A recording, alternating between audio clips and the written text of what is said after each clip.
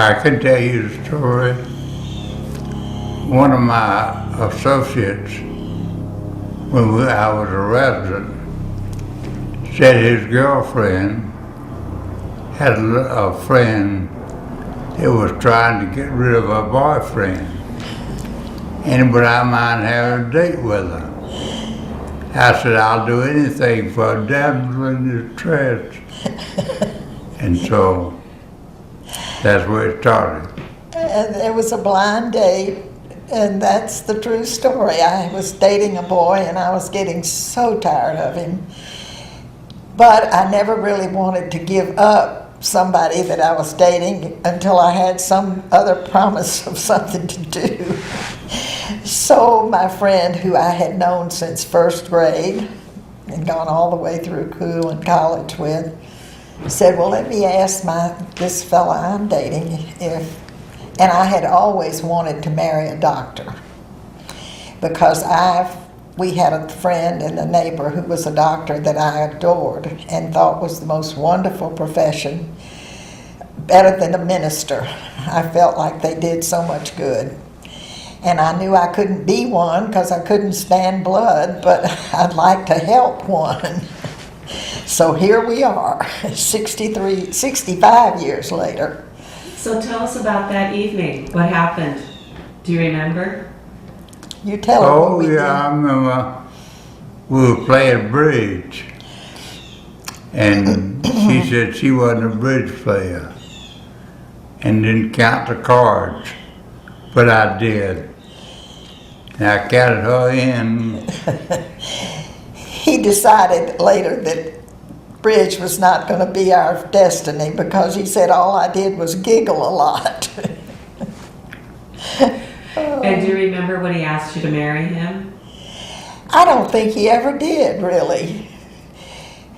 He finally, after a year and a half, I think it was along about February, he said, why don't we go down, he was from a small town below Atlanta. He said, why don't we go down to Unadilla for my daddy's birthday, which was March 5th, and get married? And I said, not on your life. I want a wedding. So he finally gave in and agreed to have a wedding, which we had in June. And what was the date of the wedding? You remember the date of our wedding? No, you tell. Oh, come on. June 23rd, 1950. All of the residents in the hospital change, the residency year changes July 1st. So they get 2 weeks vacation each year. He had already taken one of his 2 weeks that fall in about this time of year, November, to go pheasant hunting with a bunch of friends. And I just was furious. But we did have another week left in June for our honeymoon. I figured 1 week was all I could stand. A pheasant hunting or honeymoon? Honeymoon. And the honeymoon that we had, we went to a very nice, actually a nice resort in North Carolina in the mountains. And it was $55 per person per week for a room that wasn't exactly luxurious, but 3 wonderful meals a day. And he played 27 holes of golf every day. I never had played golf in my life and didn't have an idea how to do it. So I walked behind him. He got me started off right. So did you end up playing golf? Later, much later, I did, and we had some wonderful times until both of us got physically unable to manage it, which wasn't that long ago. We were still playing together. And so what was your first impression when you met each other on this blind date? Did you hear her? You or me? You. Tell her yours and I'll tell her mine. Well, I liked her, and it wasn't long before I decided to marry her. I thought about going back to Boston, where I took some early training, and I decided I'd go marry her. And I told them in Boston I wasn't going to come up there, so I stayed in Atlanta to marry her. Well, it would have been nice if you'd given me a clue to all that, because he certainly didn't. I spent a lot of anxious moments between then and a year from then, or a little over a year. At the time we got married, I was making $10 a month, and she was making $125, 120, a month teaching school. to school. So we decided, our parents told us we could use a garage apartment that they had for our home, and we decided to get married and live there. Yeah, I was going to support him, but I was saved from that. But to answer your question about the impression, my house was way up on top of a hill, and we had an upstairs with 2 dormer windows in the front, each of which had a window seat in them. So Mother called up the steps and said, "I think I see him coming." So I ran to the window seat to look out the window and see what was coming. And I thought, ooh, that looks pretty good. Thought he was terribly handsome. At that time, I was in the Naval Reserve, and I probably had my uniform. No, you didn't. You had on your brown tweed suit, which was the only suit he had. I got awfully tired of it before it was over, but at the time it looked pretty good. And what did you think of her? Well, I thought she was a good one, that I was going to keep her. Oh, honey, I can't believe you made up your mind that quickly, but I'm glad you did finally anyway. I thought I had heard already from another friend who had met him, because she was working at the hospital as a volunteer in the gift shop. So she had met him over there, and she was already about to be married. She was engaged.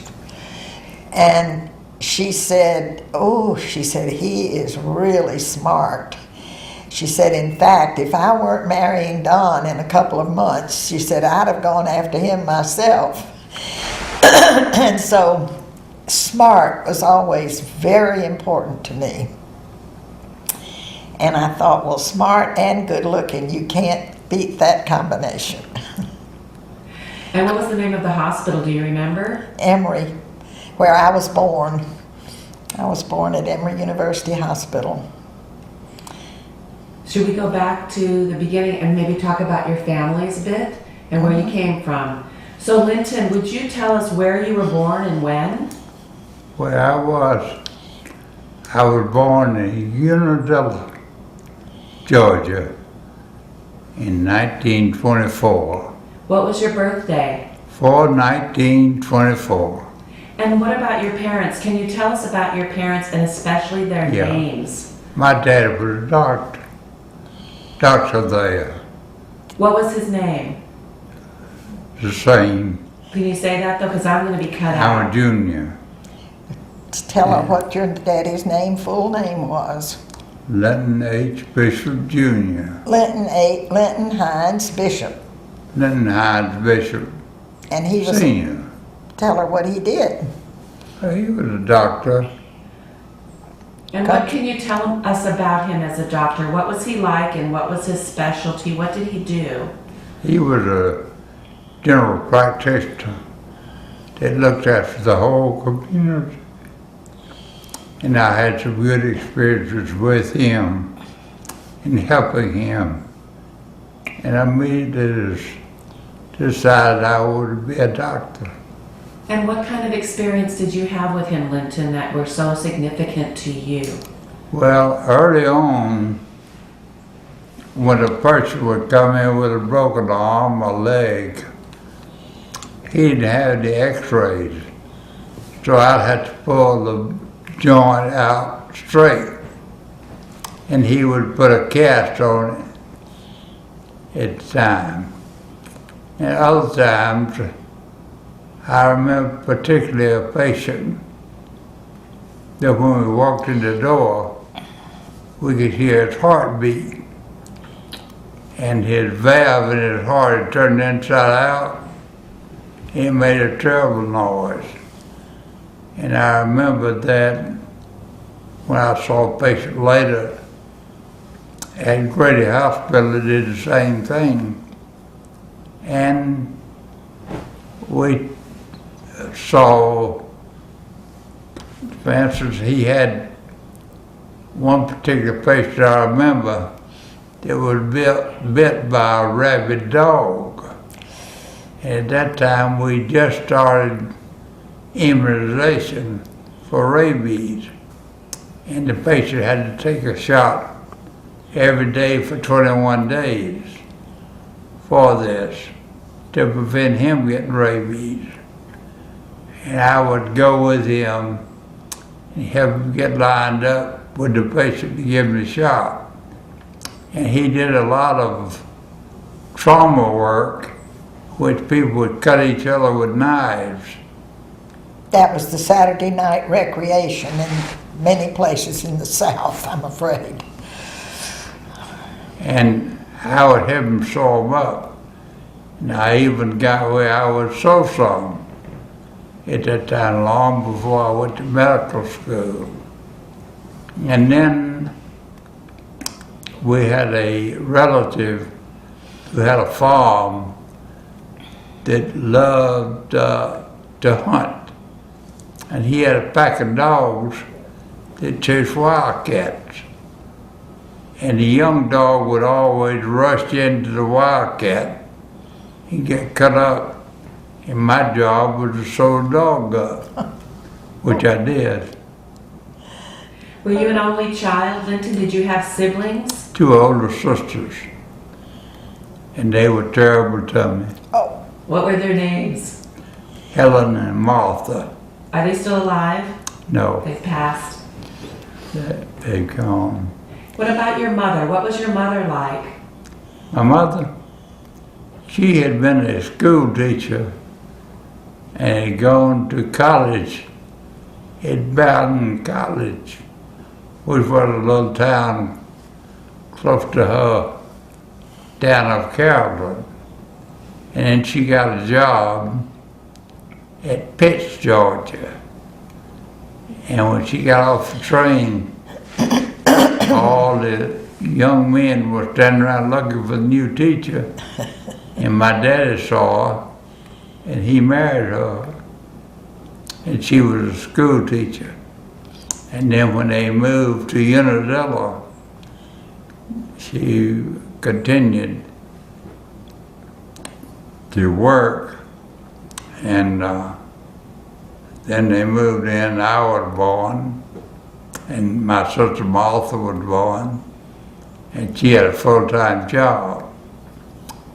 But she was good to us, and she loved reading and learning, and instilled me with that same love of reading, which was really great for me when I got to college.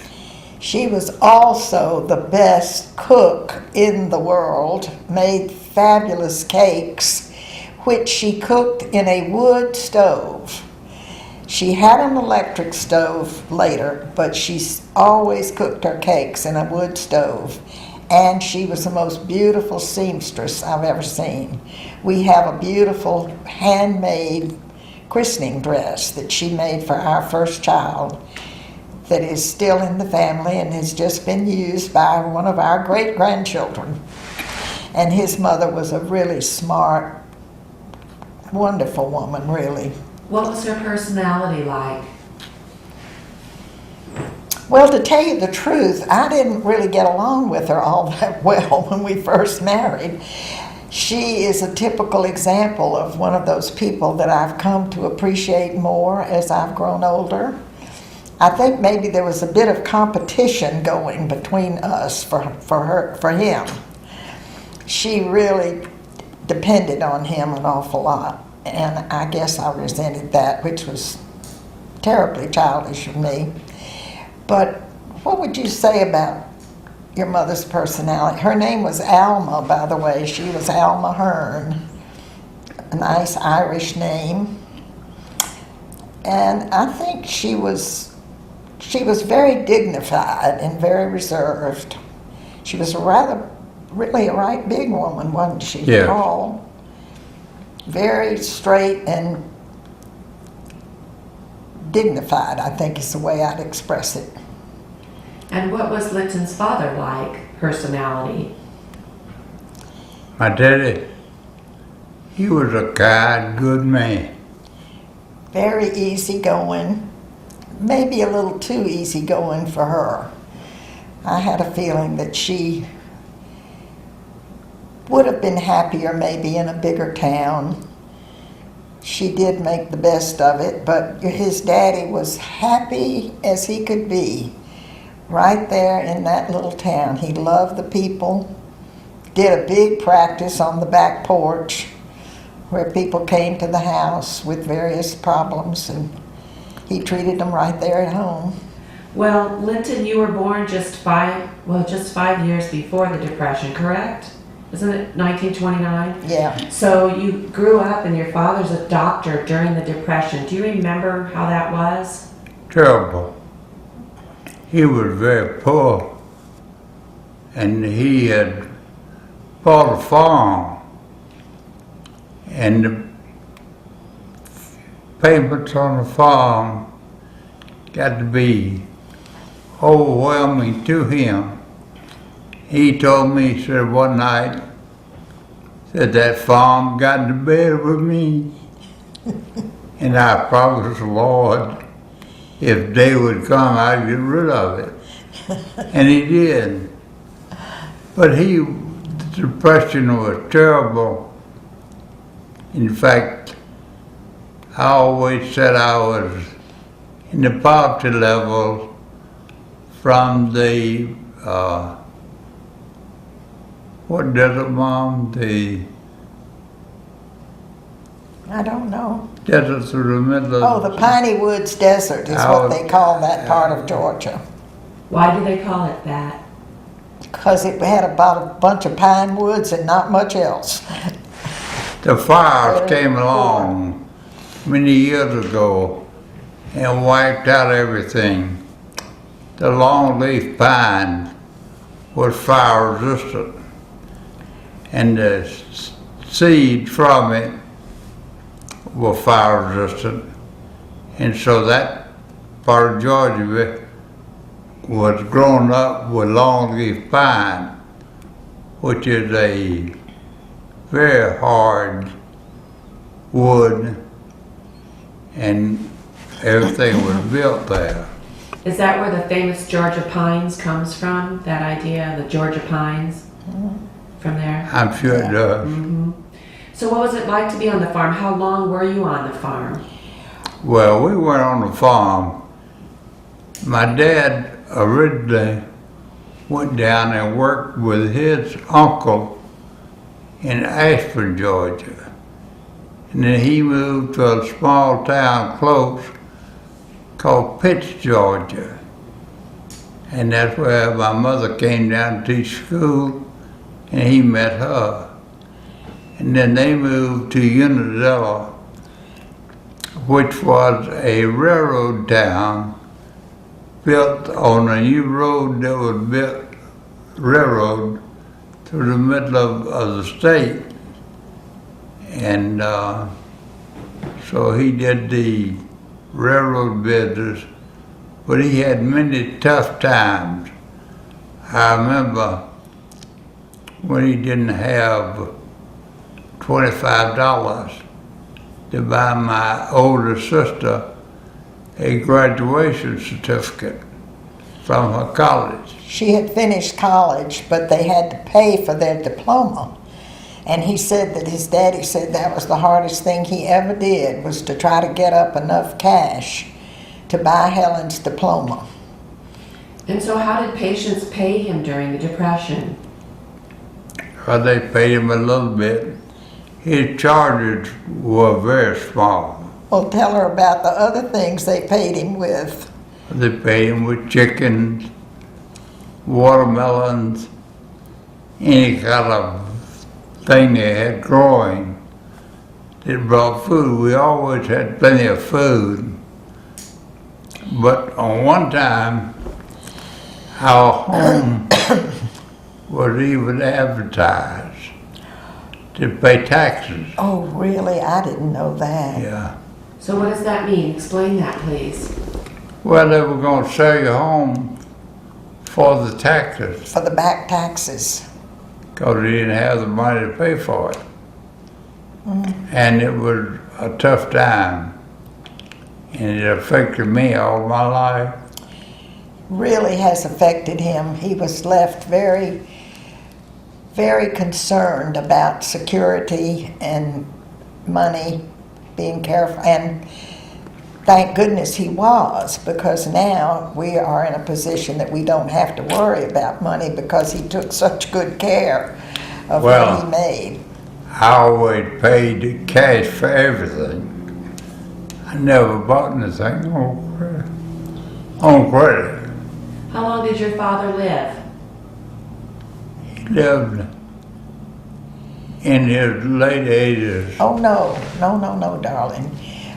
Doc wasn't that old. He was in his 70s. He was a very stocky, heavy set, tended to gain weight. And of course, as he said, the one thing they had plenty of was food. And a lot of Southern cooking style was not the most healthy for your body. And he did gain a lot of weight during his middle years, and I think aged maybe faster. He was actually up in years when I met him, because Linton was almost 12 years younger than his oldest sister. So that Doc was getting older and was failing some by the time I was in the family. But I think he was about 75, wasn't he? I think so. I don't know. I think so. He died on Linton's birthday. From what did he die? What was it, honey? Sort of, what did your daddy die of? Did they ever put a name to it, or? Just old age, they say. Old age. Not so old these days. No, not now. No, but he was an old 75. Worn out. Yeah. So, Linton, did your father live to see you become a doctor? Oh, yeah. Oh, yes. We had 3 children before he died. Our 4th one was born the year after he died. But the first 3 he saw, and they were crazy about him. In fact, our little boys were only 14 months apart, and when they first were tiny things, just running around, toddlers, his daddy would take a nap every day after lunch in a reclining chair that they called a Morris chair. And he had it in the dining room right next to the fireplace, and the little boys would run through and make a lot of noise. So he had a cane, and he would reach out and hook them on the leg with the cane and stop them when they'd go tearing through. He was a really sweet man. And so he must have been very proud that you became a doctor. You are. Did you talk to him about it? Oh, yeah. Tell us about that. Tell her about your time when you went down there to take care of his patients for him Oh, after you graduated. yeah. Before I went to Boston, after I graduated, I went down for 2 or 3 weeks while he was sick and looked after the little community. And I had several good experiences there. One thing I remember, first got there, Afro-American, he called me, and the child was sick. And I went over to the cabin, and the child was rigid, neck stiff, obviously had meningitis, and I had to do a lumbar puncture in the cabin by candlelight. And we found out what he had, sent the spinal fluid to the State Department, and they identified it. It's what I had already thought, and started treating him for it. And he had influenza meningitis, but we cured him, and he walked around. And later, I went by to see his daddy when I was visiting the little town, and he said, "You remember that little black baby you saved about 40 years ago?" I said, "Yeah, what happened to him?" He said, "Yonder he comes." He said, "Boy, come in here and clean these birds." And I had been hunting, had a bunch of birds that I'd killed for this doctor saved your life 40 years ago.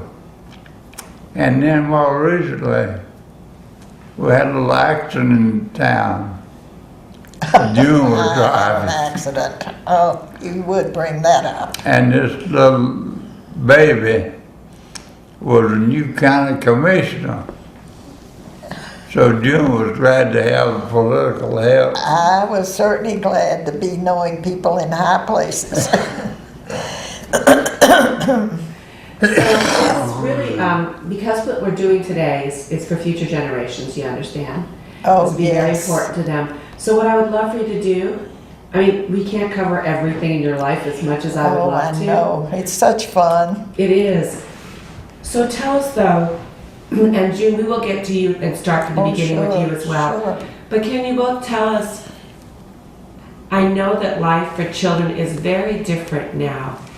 How were things when you were children as you were growing up? How did you play? What did you do with your time? You tell her about what you did first, and then I'll tell her about mine. What was that now? What life was like as a child in our day? What kinds of play did you do, and what was your life? What did you do with your days? Well, I I read a lot, studied a lot, had to work at our big yard a lot. Mother crafts, work in the garden, and anything. I remember one time a patient paid my daddy with a cow, and he brought him home. Now I had to milk the cow for a period of time, and that cow, if you didn't milk him, it said moo. I mean, he was hurting. So my daddy always knew whether I'd milk the cow or not. Well, tell her about your hunting, though. That was your main recreation, wasn't it? When you Oh, were yeah. a young boy. I went hunting, and early on got a shotgun, which was much safer than a rifle. And I had a bird dog, and the dog and I would go hunting most every afternoon. And the dog soon found out where all the birds were and would take me right to them. Now I was a poor shot. We didn't kill many birds, but we had lots of fun. And did you have friends that you were spending most of your time with? Who were you spending your time with? I'm sorry. Who were you spending your time with? Did you have friends that you spent your time with? Or, Yeah. Yes. Do you remember their names or who they were? Remember their names? Well, not so much for the hunting. I have a picture of us playing ball, and there was me and about 5 little black kids. I was out of town, and we played against the other side of town. Now I can remember their names was Buck, Nick, and Scooter. Or four of them I remember. But baseball was a big, big part of your life as you got to high school and a little older. Yeah, I was a good athlete, and I was a catcher on the baseball team. And we had lots of good times.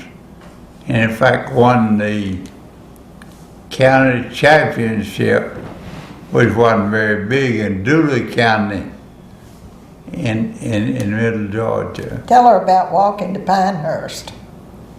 Oh, we had a town about 5 miles away, and we walked down to that town and play a big game and then walk home.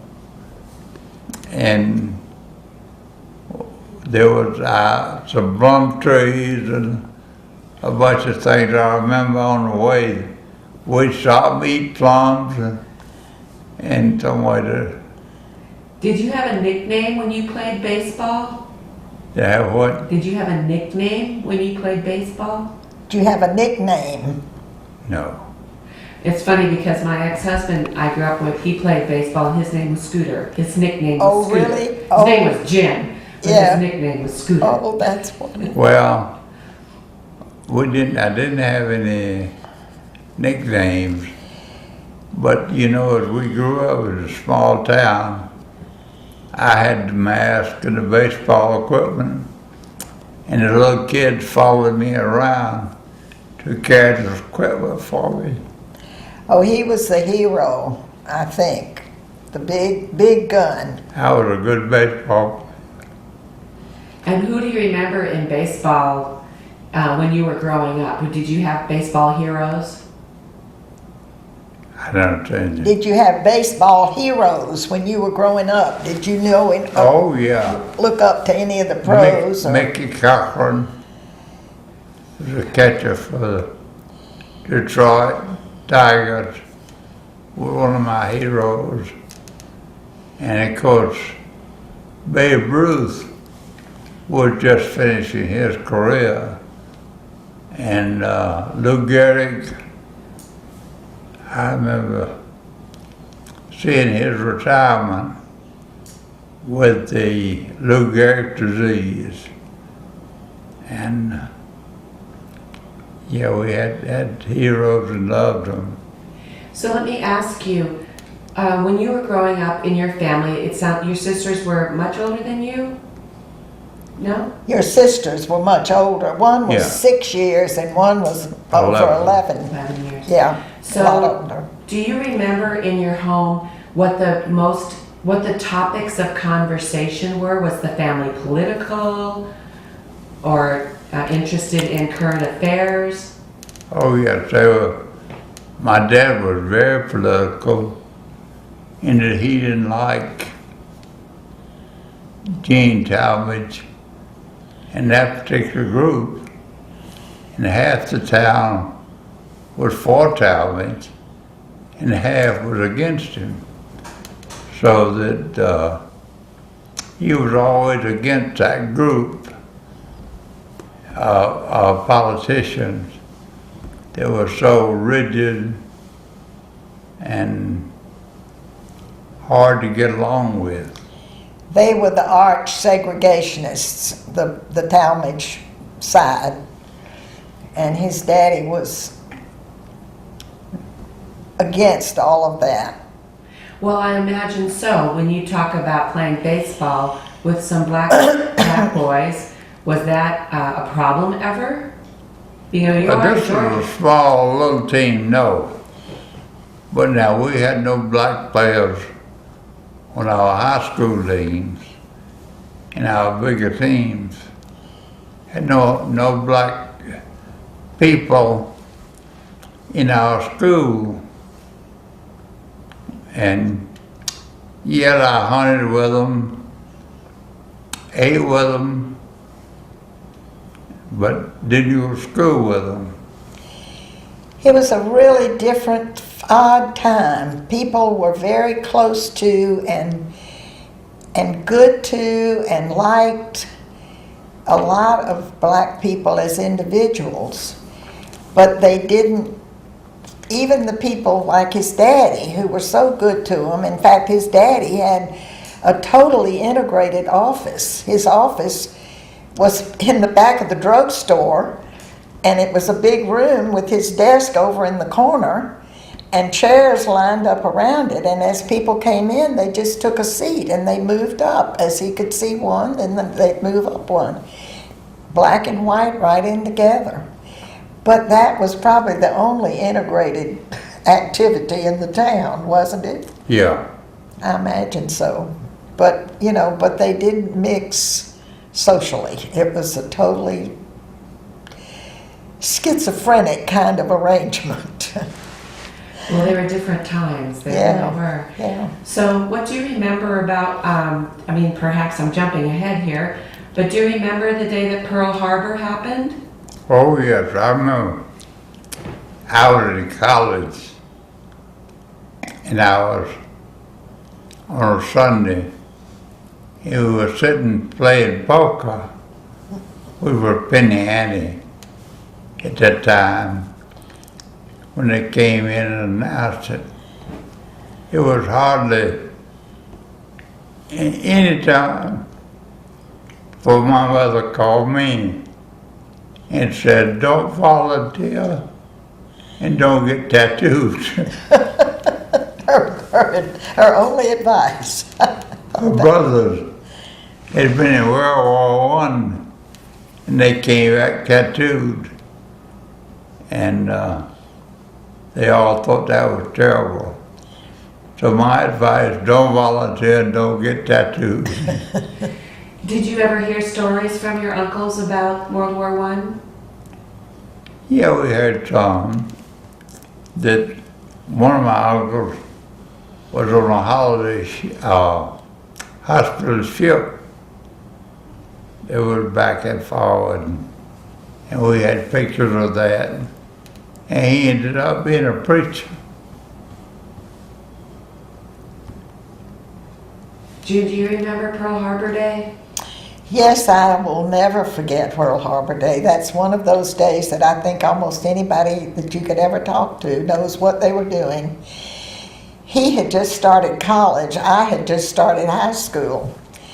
And I had a book report due the next day, and I hadn't finished reading the book.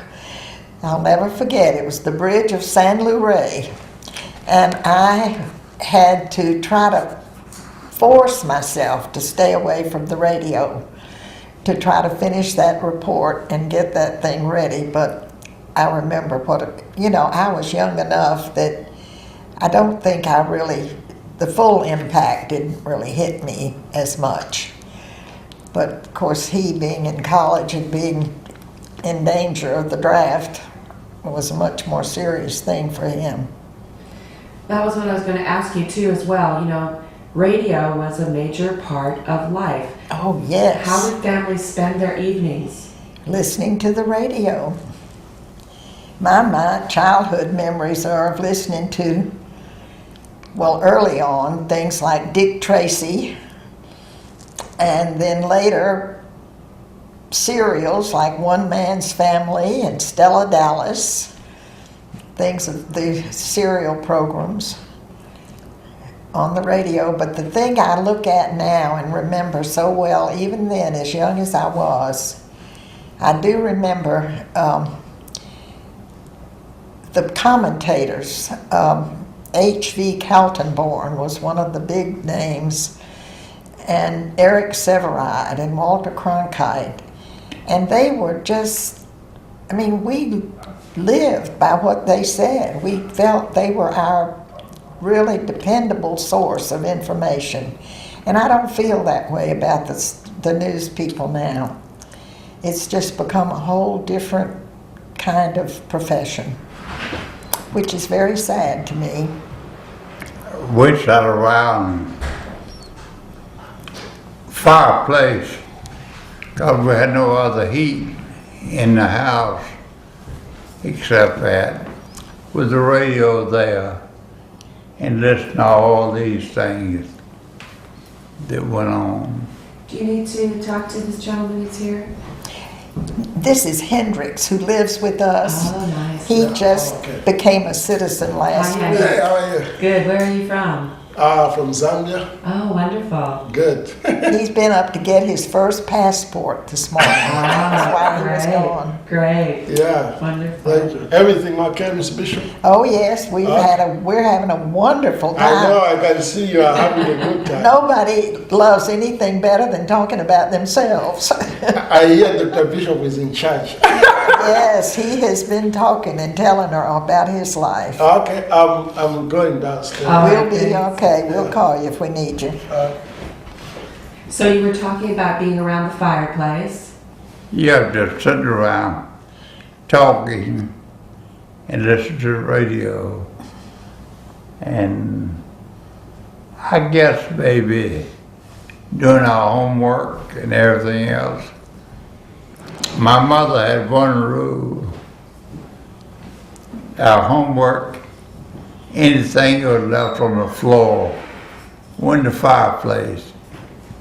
And you do homework about once before you learn to pick it up. Oh goodness. So let me go back to, June, let's go back to your life and everything can be moved around so we don't have to worry about what order we go in. So June, tell us about when you were born and where. I was born here in Atlanta at Emory University Hospital. The hospital had only about a year before been built out on the Emory campus, the university campus. Before that, it had been downtown in the heart of Atlanta. But I was born here in September of 1927. My parents, my daddy was from Virginia, and when he came home from World War I after being overseas, there was nothing to do, no jobs, nothing, no opportunities up in the mountains where he was born and raised on a farm. So he came to Atlanta had a sister here that had married a man from Georgia, and he came down here to be with her and get a job, and met my mother at a church youth group.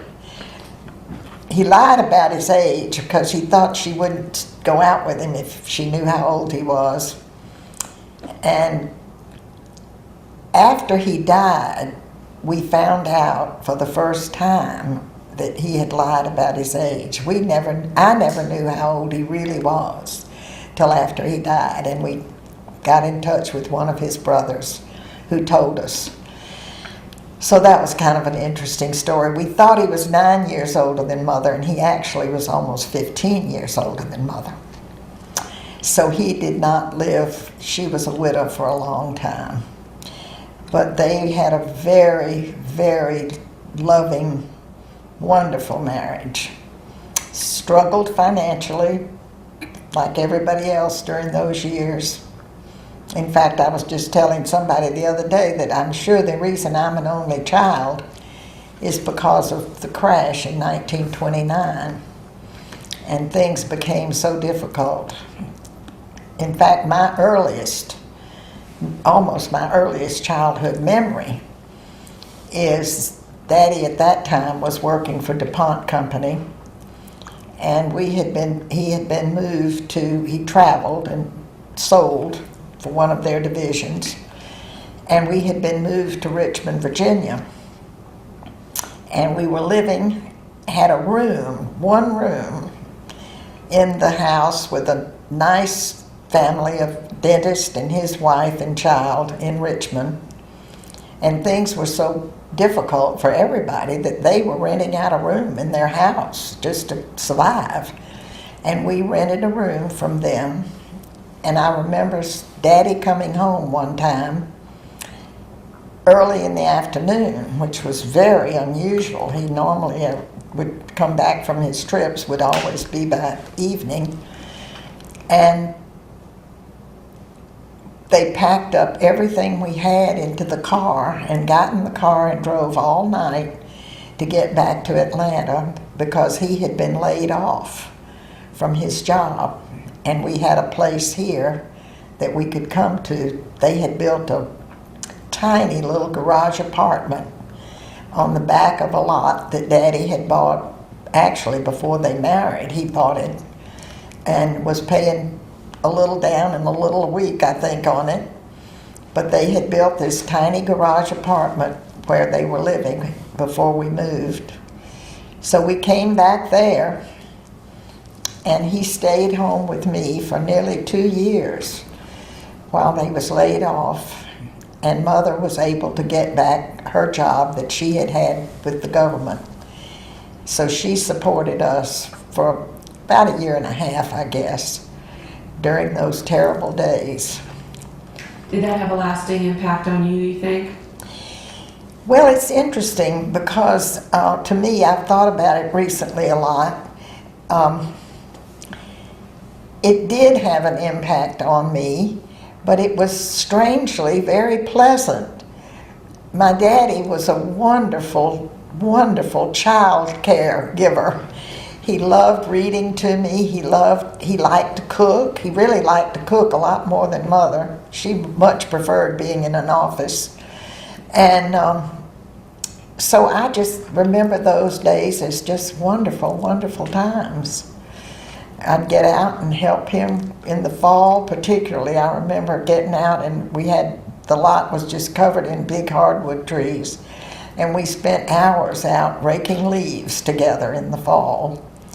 And then my jumping off the steps into the pile of leaves and scattering them after he'd raked them up.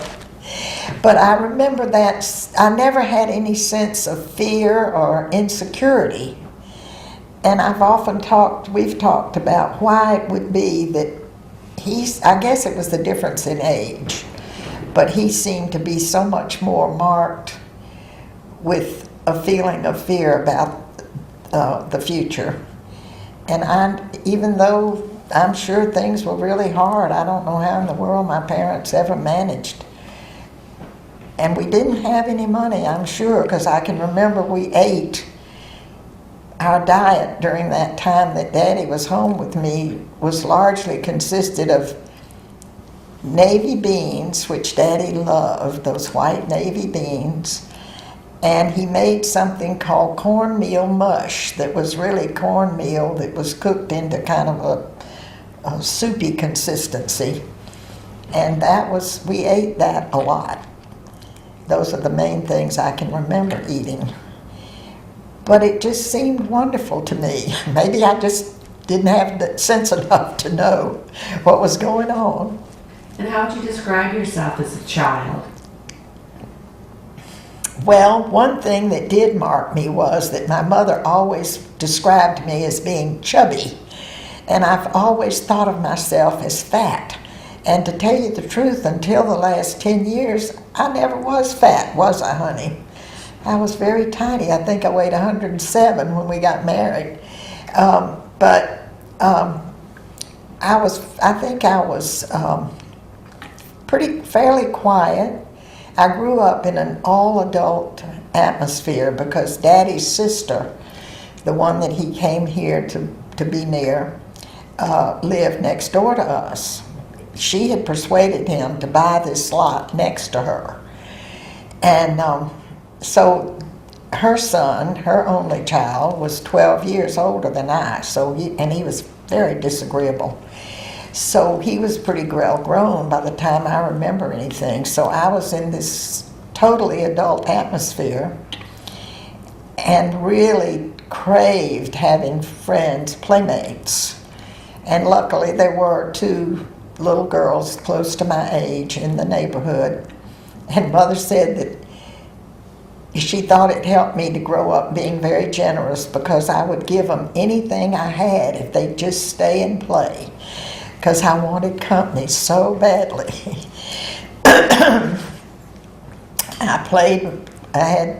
My best friend was named Ruth, and I was the bossy one, and Ruth did what I suggested, and we got into lots of trouble that way. But do you remember any of your misadventures? yes, when we were probably no more than 4, the street we lived on was a little circle off of another main, bigger road, and it went around and came back in. And it was probably a little over a mile or mile and a half, maybe, all the way around. And one afternoon, I talked Ruth. We both had new baby carriages for our dolls that we'd gotten for Christmas. And I talked her into walking around the block.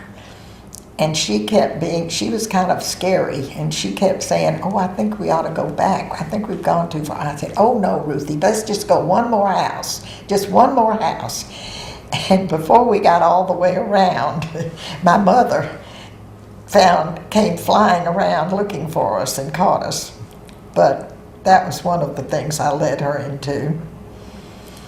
And they had in fact, everybody in the neighborhood had more money than we did. Then Ruth lived in a really lovely big house. Her daddy had a very high position with a corporation. And they had a full-time maid named Della, who was really wonderful to us. And we took turns spending the night with each other almost 2 or 3 times a week. We'd stay first at my house and then at hers. In fact, she just died not long ago. She lived all of her married life in Jacksonville, Florida. So when you think back about your parents, did you learn by example from your parents, or did they actually talk to you about values and things like that? Well, I guess they talked to me about what they did. Always By example, really. actions speak louder than words, and I always tried to show that. But coming along in my school years, I remember my first grade, the rhythm man, and I wanted a drum, and the teacher picked somebody else out to play the drum. So my mother bought me a drum. So we moved on. In my early years, We have to stop a second while that's ringing. I'm going to put it on. So go ahead now. Go ahead. in my early years, the schoolhouse was a great big old wooden thing, and lightning struck it, and the school burned during the school years, and we were scattered over town. I went for 2 years at the Methodist church. They had a room, and the Baptist church had some, and there was a little courthouse downtown, and they had some of the students. And there were about 4 rooms that were not burned, and the high school went to those. But those were some great years. Then after that, there was a tornado came through a little town just below us called Eel. And all the doctors went to Cordele and set up emergency rooms for the people that were hurt. And I went with my dad and remembered that. In fact, wrote a paper on tornadoes, the direction they went, and a lot about them in the 6th or 7th grade. And then later, we had a tornado hit our house. Here in 1975. And I had gotten June up, told her to get the kids up. Somebody had seen the tornado out on the south side of town. And we plotted on the city map and realized that we were in the path of where it would probably come. So we did. We ran to the basement when it hit, and the house was shaking, and everything was happening. And she grabbed me around the neck and screamed, "I'm scared, I'm scared." I said, "Damn it, shut up, I'm scared too." So when we came up, all the trees had been blown down, and part of the house was blown off. And amazing things happened in that tornado that we saw there. That we had a big dining room table which was blown all the way across the thing and turned over, and she had a very expensive bit of china on that. Oh, well, that was that little tea table with wheels that blew across the room. It had a very expensive Crown Derby tea set on it, and the tea set was still sitting there perfect. It didn't break or turn over or anything. Funny things happened. And we saw pine straw driven through part of the slate roof, and you wouldn't believe it, but it did. Sure did. And we That was the house right there. We'll get a picture of that. we had a guest house, had a girl from the church living in it, and our house was blown down, and luckily she got out. But she came up to the big house with us, and they're sitting around so nervous. She said, "Don't you have a little port or something?" A little sherry or something.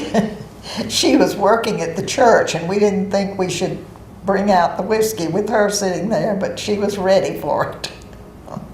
Oh. And then we went and tried to be sure about our neighbors and help pull some of them out of their windows from our houses that were wrecked by the tornado.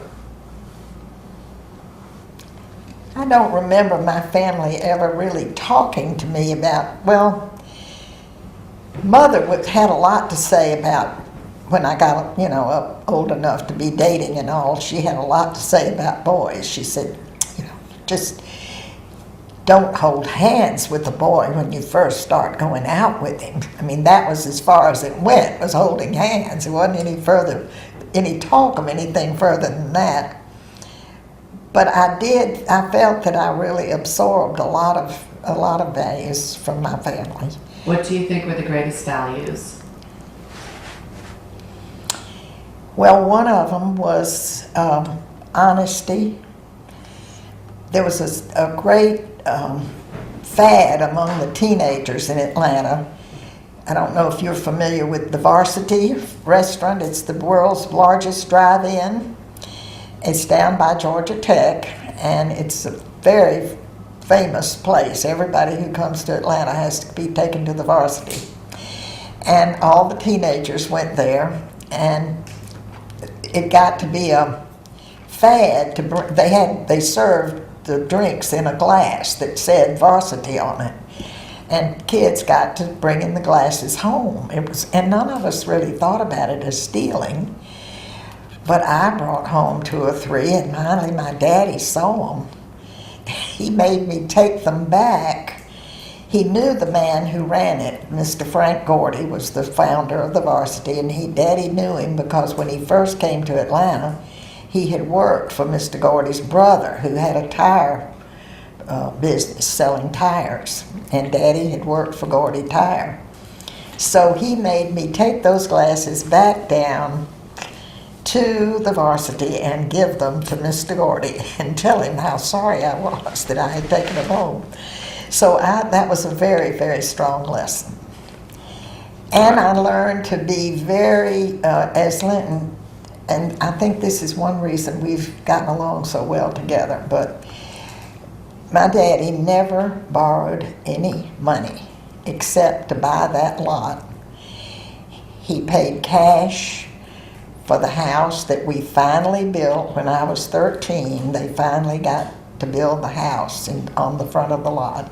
We lived in that garage apartment until I was in high school. And I have in my safe deposit box the 2 checks where he paid for half of it when it was half finished and for the other half when it was finished. And that he never borrowed money to buy a car. He said, if you can't pay for it, you don't need it. And so that was a very strong influence. I'm going to change tape right building you. Well, I remember very well some things about my daddy that impressed me. During the terrible depression, this husband ran off and left this lady with 3 or 4 little children. And he had given my daddy the cow to pay for a bill.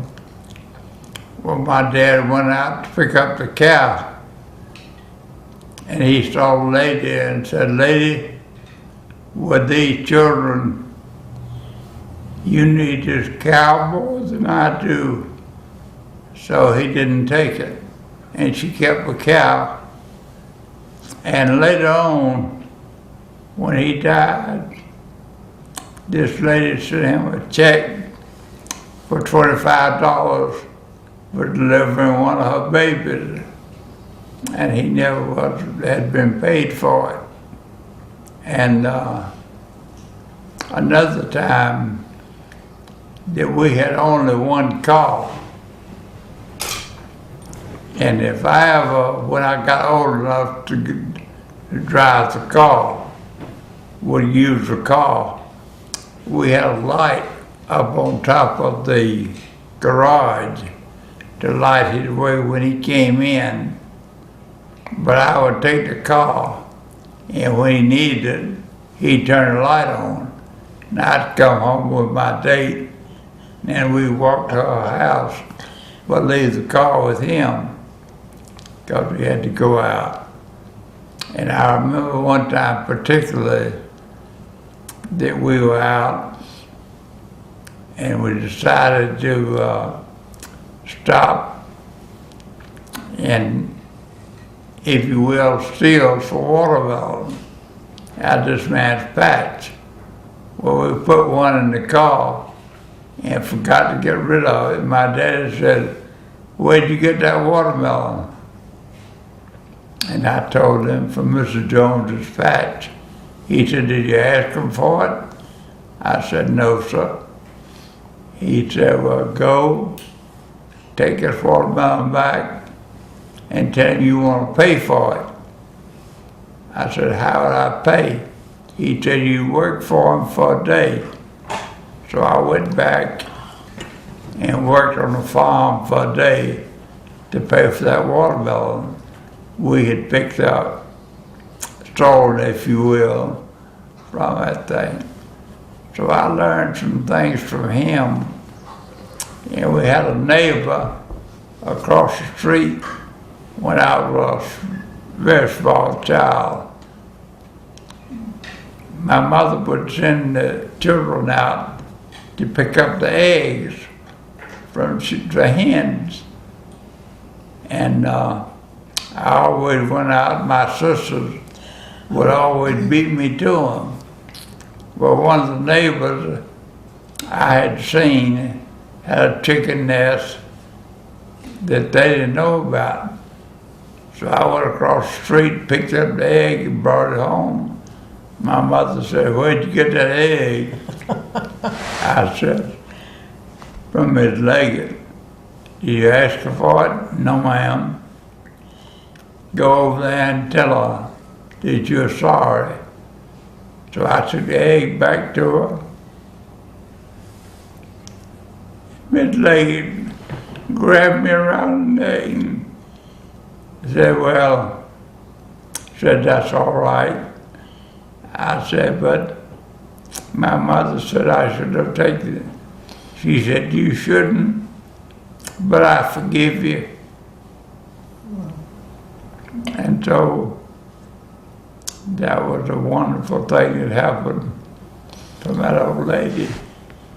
And we had lots of Afro-American friends that came by and did things for us, and I did things for them, that we had good times. Excuse me. One Darrell. story that particularly tickled June, that I was going to be in the class program for the school, and I remember the poem I was to recite was Clouds. Well, on the way to school that morning, I was dressed up, and cleaned up. Came by and there was a ball game going on. So I stopped and got in the ball game. And when I got to school, I was dirty from playing ball. And boy, my mother gave me a fit about that. But I remember Clouds to this day. And he never has ever cared about how he looked either, ever since. He didn't care a thing about clothes. As I told you, he had one tweed suit. Well, actually, he had two suits, which I didn't know for a long time. But he had a tweed suit for the winter and a gabardine suit for the summer. And he wore the tweed suit, and he had one sweater that was maroon, which is not a very lovely color in the first place. And it always smelled like mothballs. But he wore the tweed suit and the maroon sweater all winter, and then when spring came, he came out in the gabardine suit. And all my friends were so excited. They said, "Oh, he's got another suit." He was not exactly Mr. Esquire. But isn't it interesting? None of these stories, his or mine, were known to each other until many years later. But somehow, of course, I think common values are the main thing that make a solid relationship. And we had those. We had been taught the same things by our parents, but we didn't know that when we started going together. I don't know if it's just luck that you get somebody that thinks about things the way you do. We don't agree on everything. His politics and mine are different, and we're having a bit of a problem with that now. But I'm working on it. Well, let me ask you, Linton, I would think that having a father who was a doctor would somehow inform you as a doctor. What ways did your father as a doctor influence you as a doctor? Well, he was good to all the people. And he listened to them and tried to help them all as best he could. And I was really impressed by his care of his patients and his concern for them. All this. One story I want to tell you, right through the middle of our little town came the railroad. And this is one I was telling you about. But the train that ran from Macon to Valdosta was called a shoe fly. And we always met the shoe fly to see who was getting on and off of it. Well, when we were in the Navy, June came on home early, probably with the baby, I'm not sure. But she came home early and was to meet me in Unadilla. Well, I left Washington, driving down, and it got colder and colder and colder. And by the time I got to South Georgia, the temperature was about 8. And she was supposed to come down. I was looking for her in a warm bed. And I went down and she wasn't on the train. Oh, mercy. You've never forgiven me for that, have you, darling? My daddy thought it was too cold for me to get on the train and go to Unadilla that day, so he talked me into waiting until the next day. But I never lived it down. Great story. So let's talk a little bit more about when you got married and what happened after you got married, because we're going to want to get into the kids. The kids are going to want to hear you talk about them. Well, we on our honeymoon, the Korean War broke out. And I knew I'd get called up because I was in the Naval Reserve. Well, I came home and I was called up. I came home and told June I got to go to the Navy. She says, good. I won't have to teach school anymore.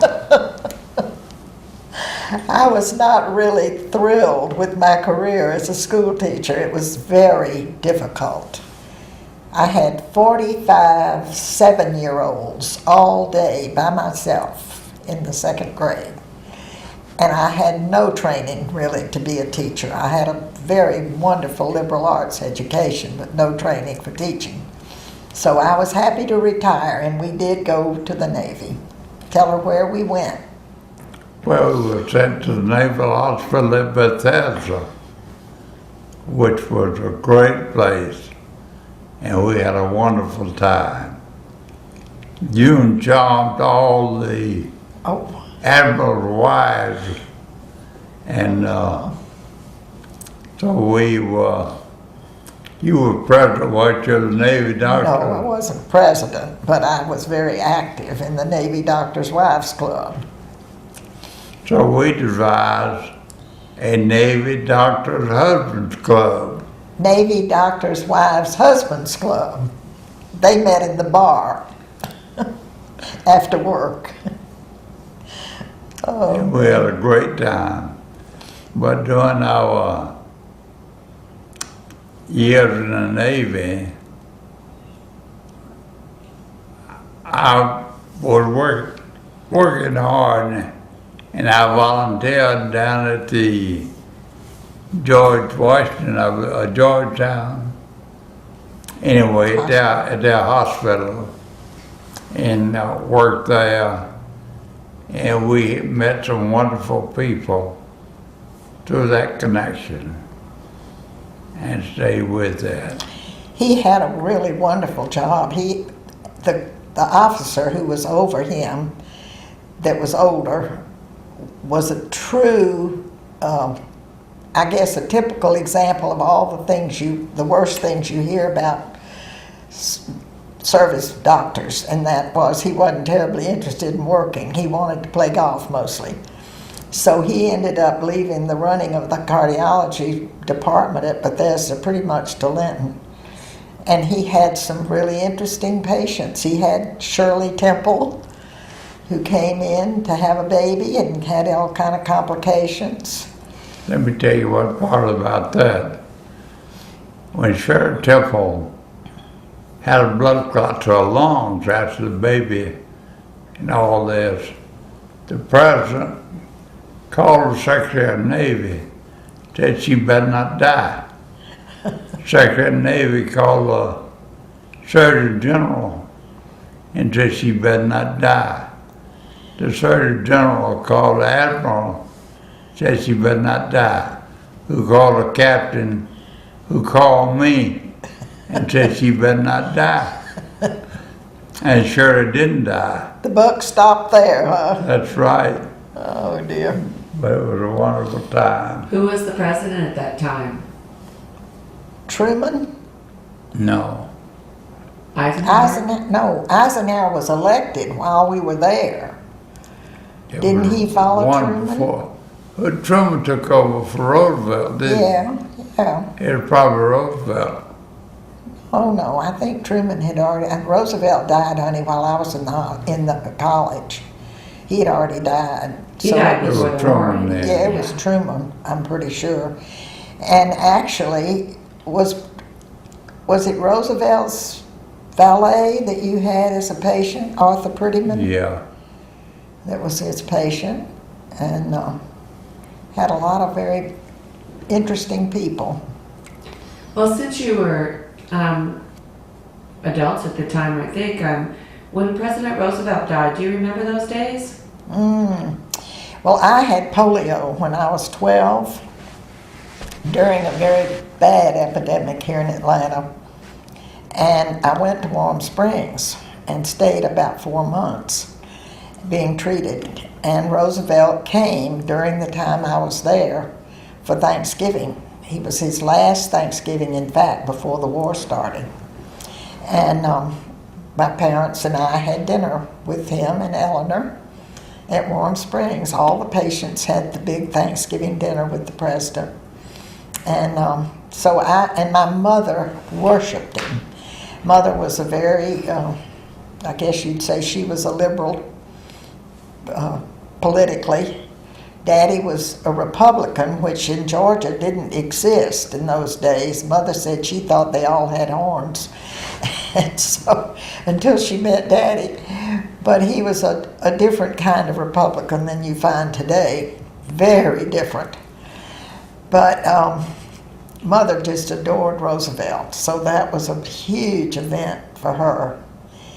And so when he died, I mean, we all felt like we'd lost a friend. He was the only president I remembered, ever. Because he was elected when I was only, 5 years old, 6 years old? Yeah. I didn't really remember anybody else. So you would have been 22 probably when he died, is that No, right? I was I went to college when I was 16. I only went to an 11-year high school. And so I went to college at 16 and finished before I was 21. He finished medical school before he was 21. He finished medical school in February and turned 21 in April. There was an interesting thing about that when I was in college, I missed a required mathematics course, I believe. No, it was English, wasn't English. it? English. English course. And so I went to night school while I was in medical school. And I graduated from medical school before I did from college. So I was going to medical school, going to night school, and working at the hospital all 3 nights a week. Well, He was working 9 nights a week, which is pretty tricky. But you did that the rest of your life. He worked so hard. He got up at night. That was another impact that I think his daddy had. Never a patient called him that he didn't talk to him and get up and go see about him. That was what he had seen done. May I ask you about that dinner with the Roosevelts?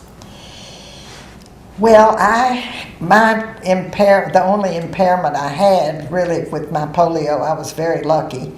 I had temporary paralysis of my neck and shoulders and my right leg. And because of my neck problem, I was not allowed to sit up the time that I was at Warm Springs, except for about the last 3 weeks maybe. The rest of the time I was on a stretcher. So I went to the dining room. All of us who were on stretchers were taken in. We were lined up around the sides. And my parents had a seat right next to me. And the thing that impressed me the most about it was, and this is an interesting commentary on politics and culture in the South, they had quartet from Tuskegee to come and entertain the group there. And after they finished singing, Eleanor got up immediately from her seat and went over and shook hands with each of these 4 men. And my mother thought that was shocking because you just didn't shake hands with black people. And that was in 39, fall of 39. So that was a an illustration of how things were in those days. So did your mother disapprove, or she was just shocked? Well, I think she really was shocked. I don't think she thought I think she probably disapproved, yeah. It was just against her customs, the customs that she was used to. And that was really but Roosevelt actually came to my room at Warm Springs because I was in a new building and he was going around inspecting the new building, and came into my room and chatted with us for a few minutes, and my mother just, that and the Gone with the Wind premiere, which was about 2 or 3 weeks later in December of that year, and which Mother got to come to, was 2 of the biggest events of her life, I'm sure. Now I noticed Margaret Mitchell Avenue or Drive or something over here. Yeah. What do you remember about all of that? Well, I, of course, my life was so confined to being at Warm Springs at that time. But Mother had a very close friend, a girl that she had worked with, whose sister was Evelyn Keyes, who was in Gone with the Wind. And so that's how Mother happened to be able to come to the premiere, and I remember being so thrilled for her because she was so excited. She had actually come down and lived at Warm Springs when I was there. She got a room in a home a lady rented some rooms in a little town very close to there, and she had stayed down there with me because I was the only child. She didn't have anything to keep her at home. And so she stayed with me the whole time, but came up for that big event. So after you got married, and I can't remember, Linton was practicing, right? Well, he came back from the Navy and had 1 more year to finish of his training after the Navy. Then he opened an office right by himself. Well, actually, one of his friends, in fact, the fellow who had introduced us, decided to go into practice with him, and the 2 of them opened an office here in Atlanta just by themselves. And we lived in a little apartment out near Emory. What was the rent? $62.50 a month, I think, and we had a 2-bedroom apartment. And had 1 child who was born while we were in the Navy. And he started practice when she was, I guess Ann was 2 when you opened your office. Yeah. My daddy wanted to help him. My daddy thought that Linton was the greatest thing since sliced bread. He just loved him. He never had a son. And he really thought that Linton was wonderful. So when he decided to open the office, Daddy said he wanted to help him financially. So he loaned him $5,000. And Linton paid it back. I don't think Daddy ever thought he would see it again. I don't think he really even wanted to. But Linton paid him back in a little over a year, or about a year. And that really impressed him. He thought that was wonderful, and that was the only money you've ever borrowed that I know of. Yeah. I never know of us ever borrowing any money. So things had gotten better for your dad, because I remember before your dad was not working for a couple of years. And when I was in college, I was halfway through. I went to college. I went to a woman's college in Virginia, Randolph-Macon Women's College, which is really a very fine school. My daddy had told me he and Mother, neither one had an opportunity to go to college, and they were really, really very anxious for me to have an education. And he said I could go to college anywhere I wanted to, as long as it was in the state of Virginia, which is where he thought all culture resided, and it was at least 200 miles away from every army camp. It was during the war, and he knew that I loved boys, and he wanted me to be away from any distractions. So Randolph-Macon happened to fit the bill, And but while I was there, a friend of his encouraged him and helped him get some lines to go into business for himself. He was still working for DuPont. And when I went to college, he was making $300 a month, which of course was more then than it is now, but it still wasn't very much. And so I know Mother actually went back to work and got a job, which she loved. She didn't mind that. But he did well after he went into business for himself. He was able to make the first money he'd ever made in his life. He used to laughingly say he never made any money until Linton took me off his hands. But that wasn't really it. He got his business started. His first lines were these automatic turn signals, which were not, they had just come out, and they were not standard equipment at all. Nobody had ever heard of them. But he worked really hard the first couple of years working with, I guess he was a lobbyist, really. I don't like those, I don't think lobbyists are very good, but I guess that's what he was doing. He worked with state legislators, getting them to pass laws saying that these big trucks on the highway had to have these turn signals. And they did pass laws in several states, and he was able to sell a lot of them. And so he did make some money finally, enough that took care of my mother till she died very nicely. So why don't we, I want to stop for a It has become almost a semi-hobby with me, but I think you ought to talk about that first. About the church and your feelings and thoughts about church and religion and your faith. Well, I'd always been active in the church, in the small church of Unadilla, and then after even the Navy, we joined the church in Maryland and had a great time and a great preacher. Back when you was baby king, that I was used to the preacher going to the hospital and seeing about him. So I called our preacher.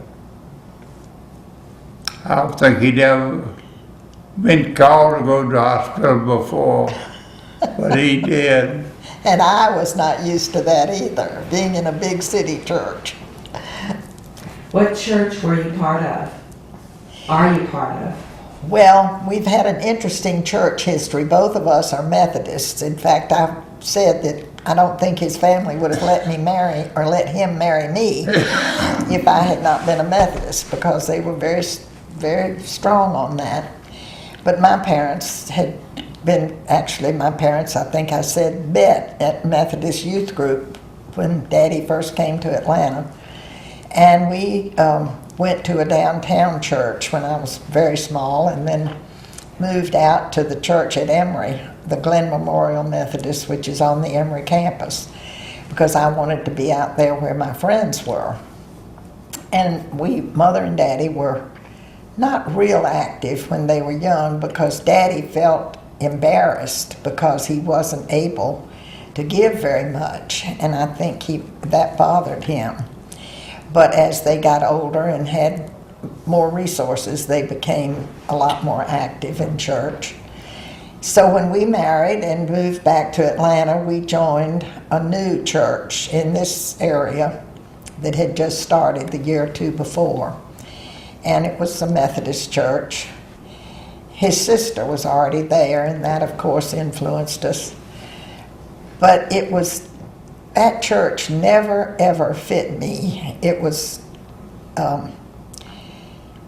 very, I don't know how, I hate the words conservative and liberal because they just have been so misused, but Theologically and in every way, I guess you would say it really was very, very conservative, and we were always bucking the tide, the two of us. And during the integration problems in this area, they integrated the high school, which was across the street from the church.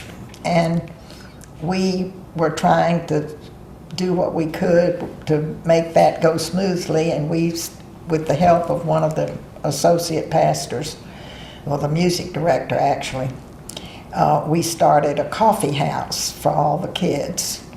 And for 2 years, we went every Friday night to the coffee house helping with that, where we were trying to entertain all the kids from the high school, both colors. And we met with constant opposition among a lot of the leading members of the church, and finally they just closed it down. But that was the kind of thing that we were constantly bucking against, the mainstream in the church. So in 2006, I finally had a sort of straw that broke the camel's back experience, and we moved from that church to one that's just here at the corner of our house, Trinity Presbyterian. And I am supremely happy. I've never had such wonderful friends. And you like it too, don't you? Yeah. He doesn't like to change things, so it was a little difficult to make this happen. But Well, we had done a lot at that church. We helped build a gym. We started a mow garden and Yeah. raise money for these things. This is something I wanted to tell you about raising money. When I was in Unadilla, we didn't have any uniforms for our baseball team. So we decided to raise money. So I went out to the merchants and got each one of them to give a uniform, and was successful. But one man, I heard my dad say, was having a hard time financially, so we didn't go to see him. And we hurt his feelings. And I learned, don't ever hesitate to ask somebody. They can tell you yes or no, but don't pass them by, because you're on judgment. And so that's helped me a lot in raising money for the medical school and starting new programs and getting them going over the years. I was on the board at Emory for a long time, and of course my interest was health affairs, and we did a lot of work with the medical school and ended up a professor of medicine and all that stuff. But Linton's, I've always thought, and he can dispute this if he feels that he should, but my impression has always been that he looked upon the church more as a very necessary, important social institution, and necessary to the community. To me, the emphasis was always more spiritual, and the religious influence that it was. And so the things that I was objecting to frequently in the other church, the theological issues that I had with it, didn't bother him really, because that's not what he was looking for anyway. But I began to teach Sunday school, adult class. We taught young children and middle school children for a while, but then I began to teach adult classes. And I joined with a few other women who were having some of the same issues that I was, and we formed a study group to study really theological subjects. And that was in the early 60s, and we're still meeting twice a month. And we've, of course, changed. Some of the memberships changed through attrition and adding new people. But we've done a tremendous amount of work on, we must have studied 70 or 100 books maybe through those years. We get a book and go through it together and discuss it. And I've just found so many people, at women especially at Trinity, that are just so compatible with me. Linton said we left that other church because the preacher and I didn't sing out of the same hymn book. And so now I have come to a place where I sing out of the same hymn book with most all the people. And I'm on their education committee.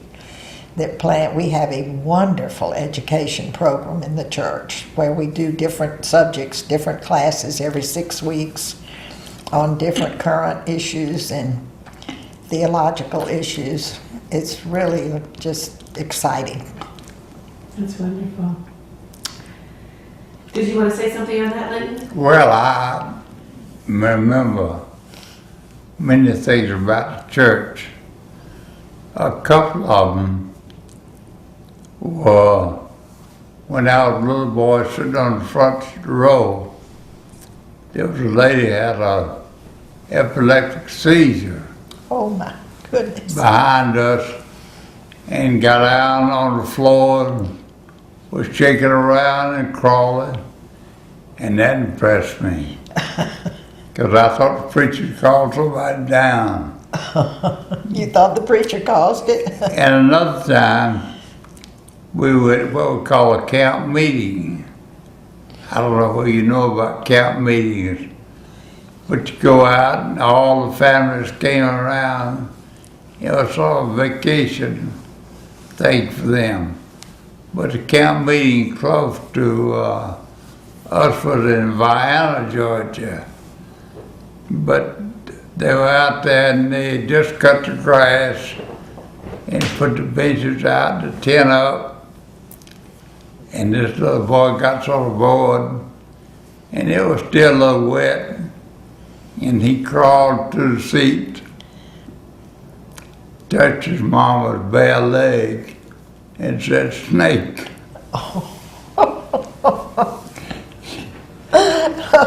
She jumped up, started screaming, "Snake." Everyone in the tent jumped up. And the preacher said, "If somebody will hold your spade, I'll pronounce a benediction." So Oh, mercy. things like that tickle me. And in teaching the Sunday school class you were talking about, there were about 15 or 20 little boys and 3 little girls, and nobody in the church could control them. June said she'd do it, but she came home all in tears and I can't control it. I said I can do it, and went over there, and I had a terrible time. But I used a trick. I brought my dictating machine down from the office and said, "Your parents won't know what we're talking about." And the boys looked at that dictating machine, they looked at me, and then we went on. But I'd get them to comment and then play it back to them. And they became intrigued. Just And the we way had- we are right now with this. And we had a wonderful, wonderful Sunday school class. And in fact, I got a letter the other day from one of the senior people that remembered when he was a resident working for me at the hospital. We used to come down and go make rounds early in the hospital then go to church and teach a Sunday school class. And these residents remember that very, very well. He used to make them come out there and help sometimes with them. And they had some interesting experiences. So why don't we talk a bit about the children? Tell us when they were born, what they were like when they were little, their personalities, especially when they were little, what kind of things they were into. Well, Anne, our first, was born when we were in the Navy still. In fact, she was born 1 week after our first anniversary. And so, of course, from that you can tell that she was started very early in our marriage. And his mother kept writing and saying, "Now, when did you say that baby was coming?" I think she was worried. But she was born July 1st, 1951. And then we had the second one came in February of 54, and the third one in June of 55. So the two boys were very close together. And so we had 3 children in under 4 years. It was pretty hairy right then, because during that period, my mother had what they called in those days a nervous breakdown. My daddy's sister, who had lived next door, as I said, for all those years, her son gradually became more and more mentally ill. Discovered later that he was schizophrenic. And we, Daddy and I, as the nearest of kin, had to institutionalize him and his mother, who got progressively worse along with him. And all of that was going on next door to Mother, and it was very difficult for her, and she finally had an emotional break. So during the time that the 2 boys were coming along, I was dealing with all that with Mother and having to put her in the mental hospital for treatment. And I wonder sometimes how we ever made that. The only way we made it was that Linton, who had been used to having help in the house when he was young, we did not. In the city with no money, you didn't have help. And but he told me when the 3rd child came, he said, "We've got to have some help, good help." And so we did hire a young woman from a small town near Atlanta, Mildred, who came and literally lived with us, in the house with us. Mildred was with us about 6 years living there. And she was wonderful. She was the dearest, no education at all, but just wonderful, innate good judgment, and loved children and babies. And she and I struggled together and got those 3 kind of going.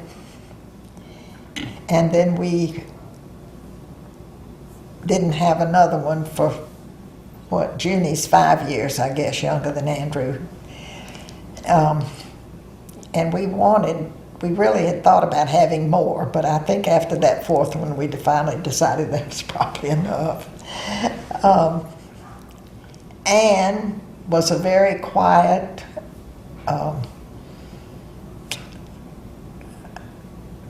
I guess really almost introverted child, really.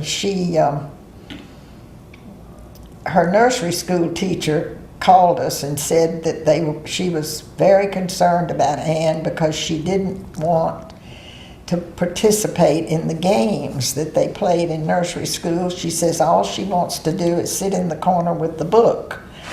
And she still is never seen without a book in her hand. She reads constantly, and she's an attorney. And the second one, Buzzy, who's named for his dad, was a terrible baby. He cried, I think child cried for 9 months. But I was going through some difficult times at the time, and I had some physical health issues at the same time that I'm sure impacted him.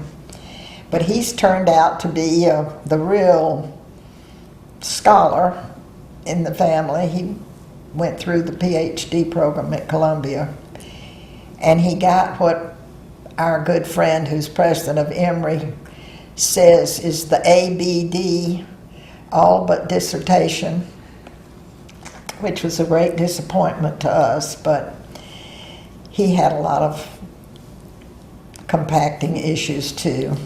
He got a scholarship to Oxford. Tell about that too. Yes, he got a Ford Foundation grant to go to Oxford University for a year. He's really, really smart. But he took a job with the government after his second child was born, and the child was about 2 months after he took the job, was diagnosed with muscular dystrophy. And he and his wife really devoted their lives to taking care of him. He died at 17. And then Anne... What was his name, Chair? Tucker Rowan Bishop. Rowan was my maiden name. And what was Tucker like? Oh, he was adorable. He was the most beautiful, one of the most beautiful children I've ever seen physically. And he had a great sense of humor. He was, of course his illness impacted him so early. He was in a wheelchair by the time he was 7. But they did a great job. They were in a wonderful neighborhood in Washington and the suburbs, and it had a community center and a school and everything right there together. And they did a good job of keeping him involved in things. He was the manager for the neighborhood soccer team and in his wheelchair. And he was a really cute kid. But he did, had his ailment was so confining and disfiguring toward the last that he couldn't do very much. But he was a great kid.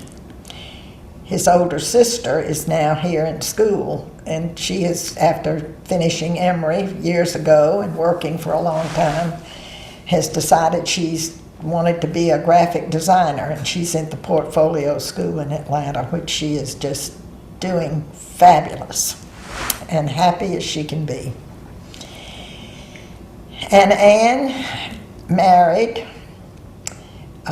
She went through law school, called us when she was about to graduate from college and said, "Mom, can you send me $200 by Friday?" And I said, "Well, yeah, I can do that." But I said, "I would really kind of like to know why." She said, "Well, they're giving the LSATs for the last time Saturday." And she said, "I've decided that if I don't do something, I'm going to have to get a job. So I thought I'd go to law school." So she took the LSATs and did supremely well on them and went to law school the following fall. She had been a superstar in high school.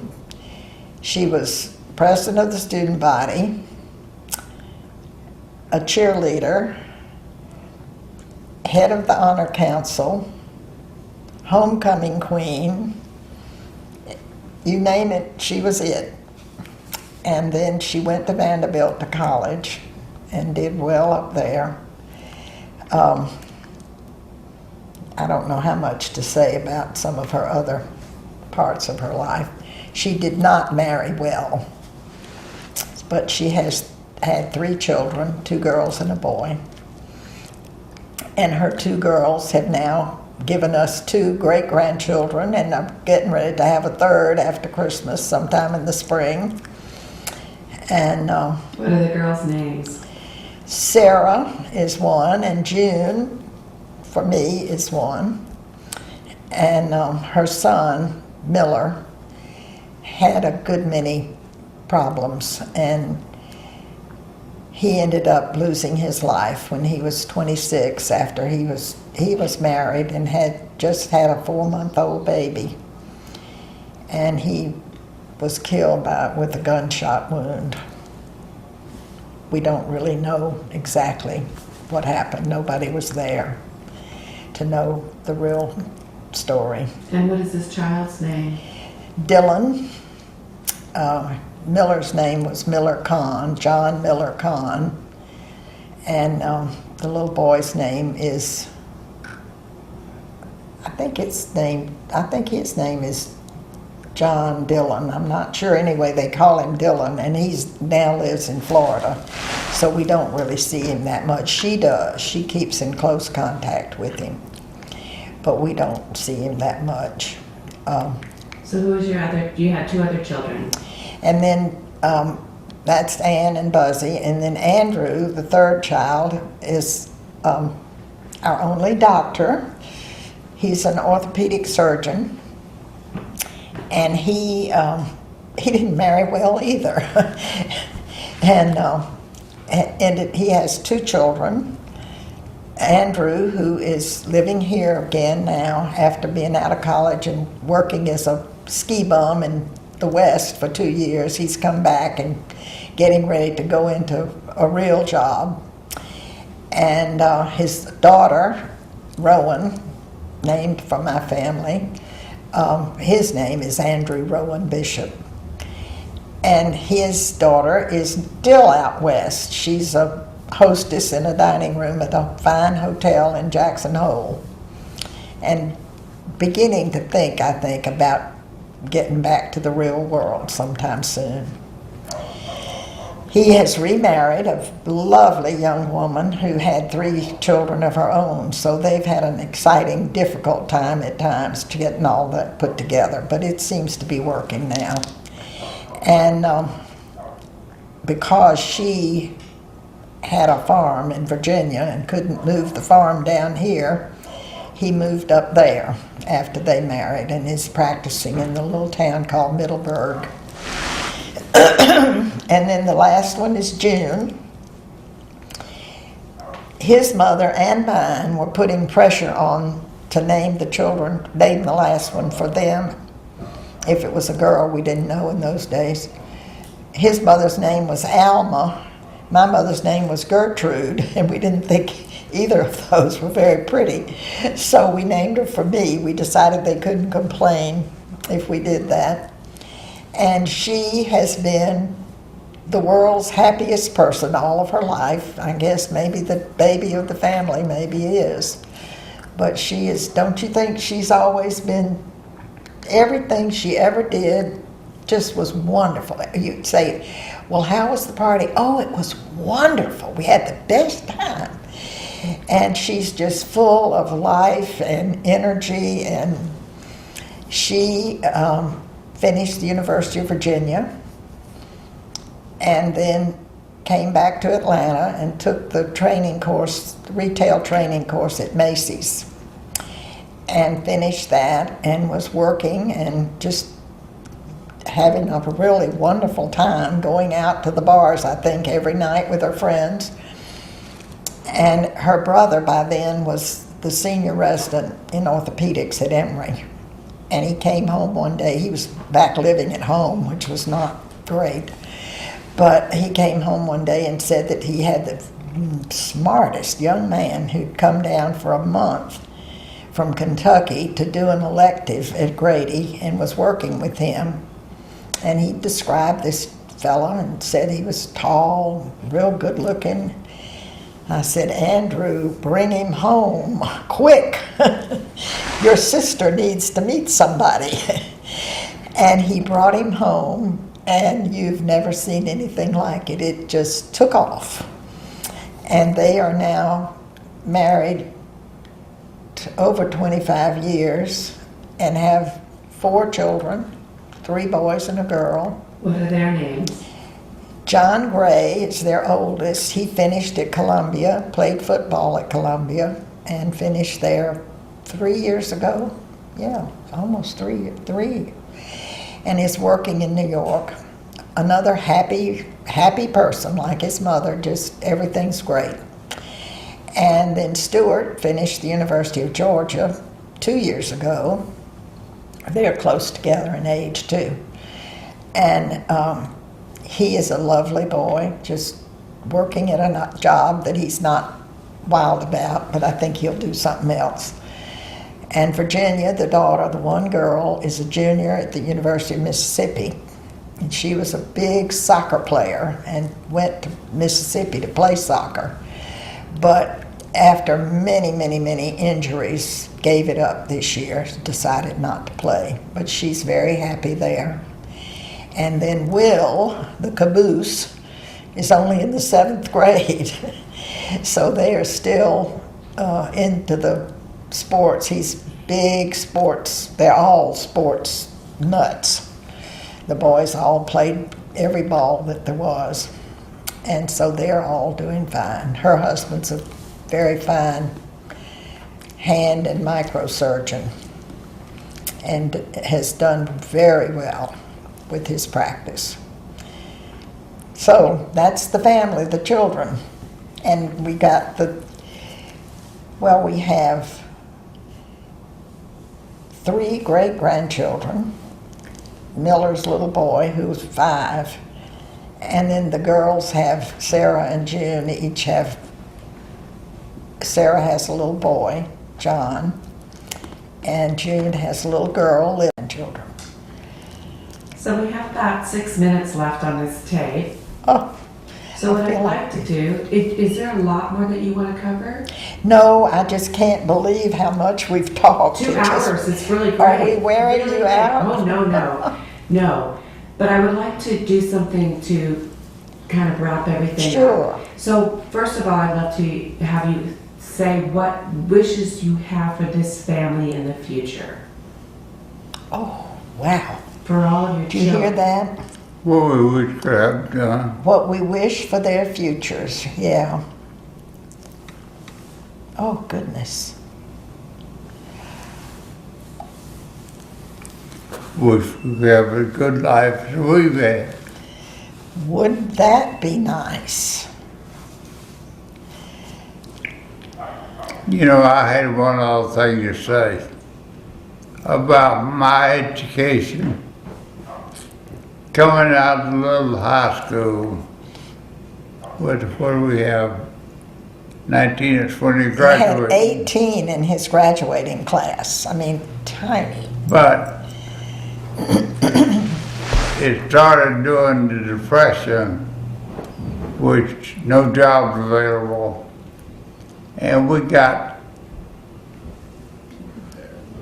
I had as my teacher one man who became president of a college, another one became some big executive in Atlanta system schools, another one editor of a newspaper. And they had a lot to do with my education coming through. When I went to college, they had helped me with knowing sort of what to expect. And I always did well on these tests. And I You know what, let's scored. stop for a second. We need Futures. Well, I don't know what I told you. Well, I then wish let's- I could be as happy as we've been. Well, that would be wonderful. I'd love to think in their personal lives that they could have, each of them could have a relationship that would be as supportive and as meaningful for them in their older years as we've had. I have a lot of concern about the world situation, if you will, in the country that we live in. I guess old people always think that the world's going to hell in a handbasket, but I worry a lot about our democracy, and I'm beginning to see some signs, though, little signs in our local area that maybe things are going to turn around a little bit. I'm so personally enthusiastic and excited about Michelle Nunn, who's running for the Senate from Georgia, and looks as if she may really have a chance. And she's a wonderfully thoughtful, moderate, sensible young woman, I think. And now we've got Jason Carter, who's Jimmy Carter's grandson, who's going to run for governor. And it looks like he's really gaining some support. So we hope maybe things are going to turn around, because I think we've been going in some bad directions. And I want the children to have, I want my children and everybody's children to have opportunities. We had the chance, both of us, to come from really poor, financially poor backgrounds and make a very comfortable life and make a community. I think we both tried to make contributions to our communities, and we've had that chance. We had a chance for an education, and that's what I want for them, is to be able to have, for the grandchildren and the great-grandchildren, to have good educations, opportunities to do for themselves and to contribute to their community. So we literally have less than a minute. So very quickly, I would love if you both turn to each other and just say one final thing to each other, and maybe give a kiss or something to show your affection for each other. What we train?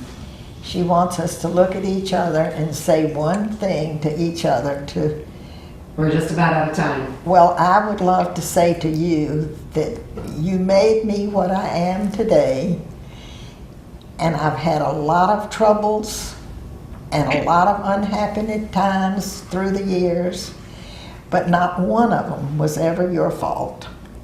And I thank you. I would say I love you. And I love you. Can you kiss each other really quick?